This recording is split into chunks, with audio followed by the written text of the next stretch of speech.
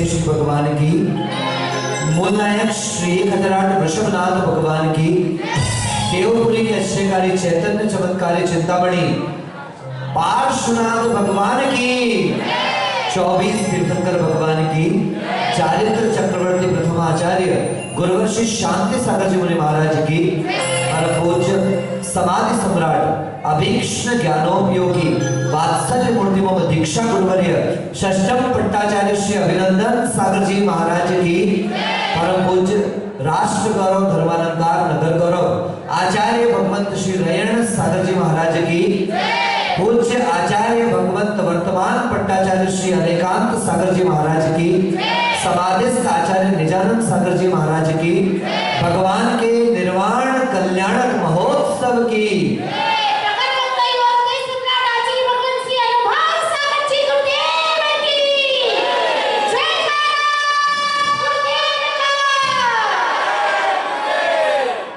life is all about making priorities and how you set your priority it becomes like that कि जीवन एकमात्र प्राथमिकता का नाम है। हम जिन चीजों को प्राथमिकता देते हैं हमारा जीवन बिल्कुल वैसा ही बनना प्रारंभ हो जाता है। बहुत से लोग हैं संसार में जो अपने जीवन के निर्वाह के लिए अपने जीवन को जीते हैं। बहुतायत में लोग हैं जो अपने जीवन का निर्माण भी करना चाहते हैं, लेकिन उसमें से कुछ चुल्लू भर लोग ही बच पाते हैं जो अपने जीवन को निर्वाह से उठकर निर्माण की ओर ले जाते हैं, और जो निर्वाह से निर्माण की तरफ जाता है वही कालांतर में निर्माण से निर्वाण को प्राप्त कर पाता है। किसी चिंतक ने बहुत सुंदर बात कही है, there is a difference between simply existing and truly living. There is again a distinction between simply surviving and truly thriving. 4 step life के हैं, to exist, to live, to survive and to thrive. Exist का मतलब होता है होना।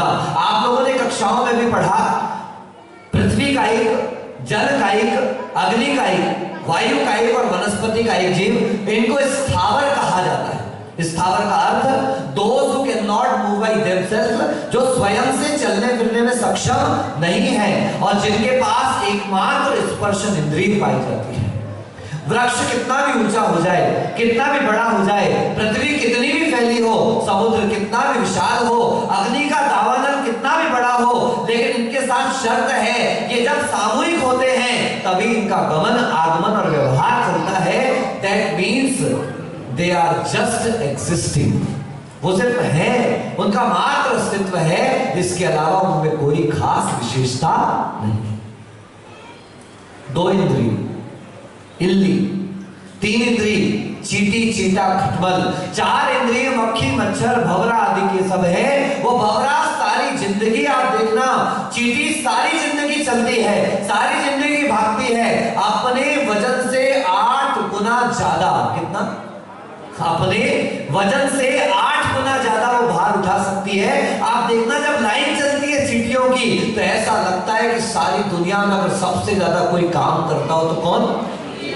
मच्छर को देखो इतना उड़ता है, मक्खी को देखो भिन भिन भिन, तुम रात को आराम करते हो लेकिन मक्खियां कभी आराम पहुंचती कहीं नहीं है, क्योंकि उड़ान का कोई उद्देश्य नहीं है। दे आर जस्ट लिविंग, वो सिर्फ जी रहे हैं। और भंवरे का जीवन तो इतना खतरनाक, किसी कवि ने लिखा, रात्रिर गमिष्यति भविष्यति सुप्रभातम्, भास्वान उदेश्यति हसस्यति पंकजश्री, इत्थम विचिन्तयन् कोश गते द्विरेफे, हा हंत हंत नलिनी गजोत्सहार। रात जाएगी, सुबह होगी, प्रभात होगा, सूरज भी उगेगा, एक कमल भी खिलेगा। ऐसा कौन विचार कर रहा है? कमल के अंदर बैठा हुआ वो भंवरा जो कल गया था, सुबह से रस चूसना करते करते थोड़ा और की भावना करता रहा। पता चला सुबह से दोपहर हुई, दोपहर से शाम हुई और उसे पता ही नहीं चला शाम से रात हो गई। वो जो कमल खिला था, सूरज के डूबने के कारण वो कमल बंद हो गया। वो अंदर कैद है कमलनी के अंदर भंवरा, फिर भी कितना ऑप्टिमिस्टिक है, कितना पॉजिटिव सोचता है, कितना आशावादी है। वो अभी भी विचार कर रहा है, रात जाएगी, सुबह होगा, सूर्य आएगा और उसके साथ साथ कमल खिलेगा और मैं स्वच्छंद विहार कर जाऊंगा। लेकिन ये सब मुंगेरी लाल के हसीन सपने हैं। ये भंवरा, उसकी डिक्शनरी में AND तो है लेकिन END नहीं है। वो और करता जाता है। करिष्यामि करिष्यामि करिष्यामि इति चिन्तयेत्, मरिष्यामि मरिष्यामि मरिष्यामि इति विस्मृतम्। मैं ये करूंगा, मैं वो करूंगा, मैं ऐसा करूंगा, ये सोचता रहता है जीवन भर, लेकिन कभी मरूंगा ये बात वो भूल जाता है। जबकि मरण जन्म के साथ निश्चित है। प्रतिक्षण जैसे घड़ी का एक एक कांटा खिसक रहा है, ऐसे हमारे जीवन का एक एक क्षण हमारे हाथ से खिसकता चला जा रहा है। वो भंवरा, ध्यान रखना, वो भंवरा जो लकड़ी के बक्से को अपनी ध्वनि की शक्ति के माध्यम से छेद सकता है, यानी अगर इस लकड़ी के बक्से में भंवरे को बंद कर दिया जाए तो वो भंवरा अपनी ध्वनि शक्ति के माध्यम से, मैंने आपको एक दिन और बताया था, भ्रामरी प्राणायाम, अपन को ही लगने लगता है, पूरा ऊपर से नीचे तक सारे तंत्र खुल जाते हैं, सारे मंत्र काम करने लगते हैं उस भ्रामरी प्राणायाम में। वो इसीलिए प्राणायाम है कि भंवर के आवाज में इतनी ताकत है, वो लकड़ी के बक्से को छेद कर बाहर निकल सकता है। आश्चर्य, जो लकड़ी के बक्से को छेद सकता है वो नाजुक सी कमल की पंखुड़ी को नहीं छेद पा रहा, क्योंकि वो अपने जीवन के मूल्य को नहीं जान रहा। They are just living. ये जितने भी त्रसों में विकलेंद्री जीव हैं, दे आर जस्ट लिविंग। आइए पशुओं को देखते हैं। शेर है, चीता है, नारकी है, देव है, क्या कर रहे हैं आप देखते चलिएगा इन सब का जीवन।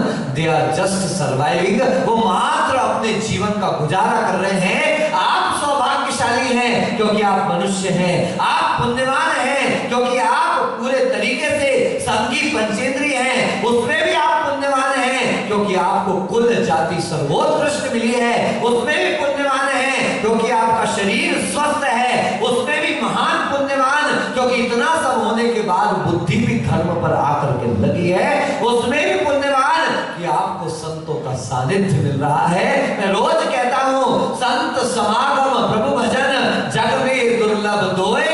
अरे सुख दारा और लक्ष्मी तो पापी के भी हो।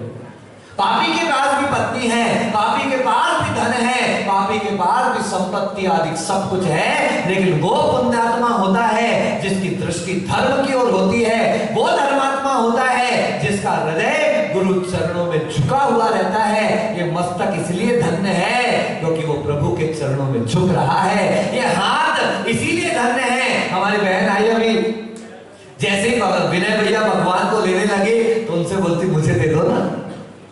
तरस रहे हैं, आपको मौका मिल रहा है। ये सागवाड़ा नगर वालों का सौभाग्य है कि तुम्हारे यहाँ स्त्री पुरुषों में कोई भेद नहीं किया जाता। अभेद होकर सबको अभिषेक करने का मौका दिया जाता है, भगवान को छूने दिया जाता है, भगवान का स्पर्श करने दिया जाता है। कितनी दुर्भाग्य होंगी वो महिलाएं जो सागवाड़ा में रहकर उसके बाद भी भगवान का अभिषेक नहीं कर पा रहे। तरसते हैं। हम तो कई बार विचार करते हैं कि हमने अपने जीवन में कभी पंचामृत अभिषेक नहीं किया। आप तो बड़े सौभाग्यशाली हो कि आपके नगर में प्रतिदिन अभिषेक होता है, प्रतिदिन पंचामृत अभिषेक होता है, और ये पा करके भी नहीं कर पाए तो गुरु महाराज कहते हैं कि अपने दीवार पर, अपने छत की पट्टी पे आके कौवा बैठा, एक हाथ में पत्थर था और एक हाथ में रत्न था। कौवे को भगाना था, कौवा काव काव काव कर रहा था, जल्दीबाजी में ध्यान ही नहीं दिया। क्या कर दिया? कंकड़ तो हाथ में रह गया और वो रत्न उठा करके कौवे को भगा दिया। अगर ये मौका चला गया तो हमारी हालत भी उसके जैसे। बंधुओं, मनुष्य वो प्राणी है जिसे सौभाग्य प्राप्त हुआ है वो अपने जीवन में विकास कर सके। तो थ्राइव इन द लाइफ, अपने जीवन में विकास के सोपान चढ़ने का सौभाग्य सिर्फ मनुष्य को प्राप्त हुआ है। और आज भगवान पार्श्वनाथ का निर्वाण कल्याणक है। विवेक तीर्थंकर, मैं सोचता हूं सारे भारत में चले जाओ, अगर सबसे ज्यादा किसी तीर्थंकर की पूजा हो रही है, आपका वागड़ मेवाड़ तो कैद है पार्श्वनाथ के, फुल कब्जा। उधर से आओ भीलवाड़ा की तरफ से अड़िंदा में पार्श्वनाथ बैठे हैं, इधर आओ मध्य प्रदेश की तरफ से कुशलगढ़ में, अंधेश्वर में, दो दो जगह पार्श्वनाथ बैठे हैं। इस तरफ से चले आओ, देवपुरी के पार्श्वनाथ गुजरात का रास्ता रोक के बैठे हैं। अगर मेन हाईवे से आओगे तो नागफड़ी के पार्श्वनाथ रास्ता रोक करके बैठे हैं। थोड़ी बहुत कसर बची थी, सागौड़ा घुसोगे तो श्रवणोदय में पार्श्वनाथ बैठे हैं। जहां जाओ, ऐसा क्या हो गया कुलदीप भाई, इतना पार्श्वनाथ पार्श्वनाथ क्यों कर रहे हो? जिसने जितना दर्द सहा उतना चैन ही पाया। याद रखना है, सबसे हंसी वो गीत जिन्हें, बहुत पुरानी पिक्चर का गाना है, मेरे पिताजी के मुख से सुनता था, है सबसे मधुर वो गीत जिन्हें हम दर्द के सुर में गाते हैं। है सबसे मधुर वो गीत जिन्हें हम दर्द के सुर में गाते हैं। और जब हद से गुजर जाती है खुशी, ध्यान से सुनना, जब हद से गुजर जाती है खुशी, आंसू भी छलकते आते हैं। आंसू दो बार छलकते, एक दर्द में छलकते हैं और एक खुशी में छलकते हैं। वो पार्श्वनाथ लगातार बैठे रहे, पता है कितने दिन तक? एक दिन नहीं, दो दिन नहीं, तीन दिन नहीं, 6 दिन तक लगातार वे पार्श्वनाथ ध्यानस्थ अवस्था में बैठे हैं। ओले बरस रहे हैं, आग बरस रहे हैं, पत्थर बरस रहे हैं। आचार्य भगवत कहते हैं, सुनो, इतना उपसर्ग, क्या नरक की वेदना होती होगी।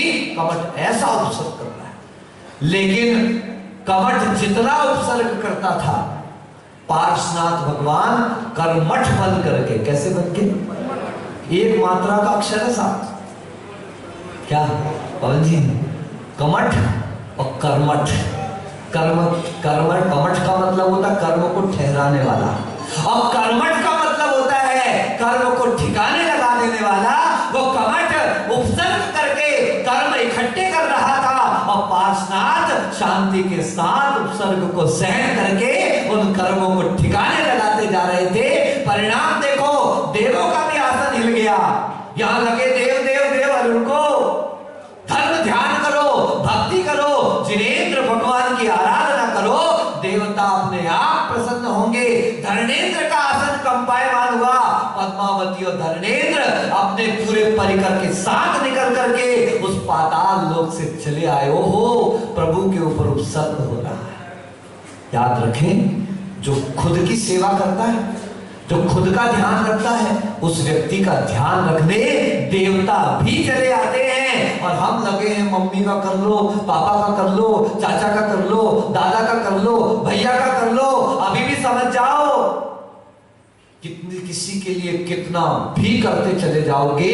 ये बात अच्छे से याद रखना कि 1.5 साल के कोरोना काल के बाद भी अगर आपने क्वारंटाइन होने का महत्व नहीं समझा, तो बेचारा कोरोना भी सिर ठोक के वापस चला जाएगा। इनको कोई नहीं समझा सकता। पहले कहते थे मूर्ख हृदय न चेत, जो गुरु मिलई विरंति सब। अब कहा जाएगा मूर्ख हृदय न चेत, जो रोग मिलो कोरोना सम। इसने अकेला रहना सिखाया, एकांत के महत्व को समझाया, दूरियों को समझाया, धर्म को समझाया, शाकाहार को समझाया, शाकाहार की शक्ति को समझाया, प्रभु की भक्ति को समझाया। और इसके बाद भी नहीं समझ पाए तो संसार की कोई युक्ति हमें अपने जीवन का मूल्य नहीं समझा सकती। 6-7 दिन तक घोर उपसर्ग सहन करने के बाद प्रभु को उपसर्ग चल रहा था। धर्मेंद्र का आसन कंपायमान हुआ, वे निकल कर आए। उन्होंने अपने उपकारी का उपकार चुकाने के लिए धर्मेंद्र ने भगवान के ऊपर फण फैलाया, और पद्मावती ने उसके ऊपर वज्र में छत्र को तान कर खड़ी हो गई कि अपने स्वामी पर कष्ट नहीं आने दूंगी। ये तो अपना कर्तव्य कर रहे थे, उधर पार्श्वनाथ भगवान के संपूर्ण मोहनीय कर्म का क्षय हो गया, संपूर्ण ज्ञानावरण का क्षय हो गया, दर्शनावरण का क्षय हो गया, अंतराय कर्म का क्षय हो गया। चारों घातियां को नाश करके वे खड़े हैं, कमठ तो नीचे, और यहाँ 20,000 योजन, कितने 500 योजन, 5,000 धनुष, वेरी गुड, आप जरूर आया करो प्रवचन, चूक जाऊं तो बता दिया करो। 5000 धनुष की ऊंचाई पर कितना भगवान जाकर के विराजमान हो गए, और विराजमान भी ऐसे वैसे नहीं, ना तो आसमान है और ना तो धरती है, मध्य में विराजमान है, ये बताने के लिए कि अगर तुम मध्यस्थ रहोगे तो ही ऐसे स्थान को प्राप्त कर सकते हो। मैंने एक दिन आपसे कहा था, जब मैं 11th क्लास में था, उस समय मेरा एक सब्जेक्ट था प्रोजेक्टाइल मोशन, फिजिक्स में एक चैप्टर था projectile motion. By how much force we throw an object so that it get the maximum distance। हम किसी वस्तु को कितने बल के साथ फेंकें कि वह वस्तु सबसे ज्यादा दूरी पर जाकर के गिरे। उसका फॉर्मूला था F is equals to U square 1 2 into sin 2 theta। Theta is the angle between that object and earth. वो जो थीटा शब्द आ रहा है वो हमारे हाथ और धरती के बीच का एंगल है। हम किसी वस्तु को फेंकें तो आचार्य कहते, मतलब हमारे गुरुजी ने कहा था, और ये आचार्यों की बात है कि जब हम 45 अंश का कोण बनाकर फेंकते हैं, कितने अंश का देख लो, ये 90 अंश है, पढ़ लो थोड़ी सी ट्रिग्नोमेट्री, ये 90 अंश है। अगर पूरा स्ट्रेट कर दिया जाए तो आइदर 180 और 0 डिग्री, उसके बीच में बिल्कुल जब सेंटर पे आ जाता है इट बिकम्स 45 डिग्रीज। 45 अंश का कोण, अगर हम वस्तु को फेंकते समय 45 अंश का कोण बनाकर फेंकेंगे, it will get the maximum distance, वो सबसे ज्यादा दूरी पर जाकर के गिरेगी। विचार करें क्या है 45 अंश का। पार्श्वनाथ को याद करो, उनकी मुद्रा को याद करो, उनकी आंखों को देखो, ना तो आंखें खुली हैं ना तो आंखें बंद हैं। They are at the middle to show you, आपको बताने के लिए राग करोगे तो संसार है और द्वेष करोगे तो संसार है। और जिस दिन मध्य में आ गए, मध्यस्थ हो गए, उसी दिन संसार नहीं किंतु बेड़ा पार है। पार्श्वनाथ का तो बेड़ा पार हो गया, हम सबका भी बेड़ा पार हो। इन्हीं भावनाओं के साथ कि हे भगवान, हम निर्वाह के चक्कर में ना रहें। We are not just existing, but we are living. We are not just living, but we should learn to survive. And we just don't survive, but we should learn to thrive in our life. हमें सिर्फ होना नहीं है, हमें जीना है। हमें सिर्फ जीना नहीं है, हमें जीवन को संतुलित रूप से चलाना है। और हमें सिर्फ जीवन को चलाना नहीं है, ये जीवन मिला है तो इसके माध्यम से अपनी आत्मा का विकास करना है। प्रभु का आदर्श लेकर हम अपने जीवन का विकास कर पाए। इन्हीं भावनाओं के साथ बोलिए आचार्य भगवंत अभिनंदन सारजी मुनि महाराज की। आइएगा, पार्षद भगवान का एक पहले अर्घ हम लोग चढ़ाएंगे, उसके बाद निर्वाण लाडू, और उसके बाद आचार्य भगवंतों के 3-4 अर्घ चढ़ेंगे। 10 मिनट का 15 मिनट का कार्यक्रम शेष है। आप लोग जल्दीबाजी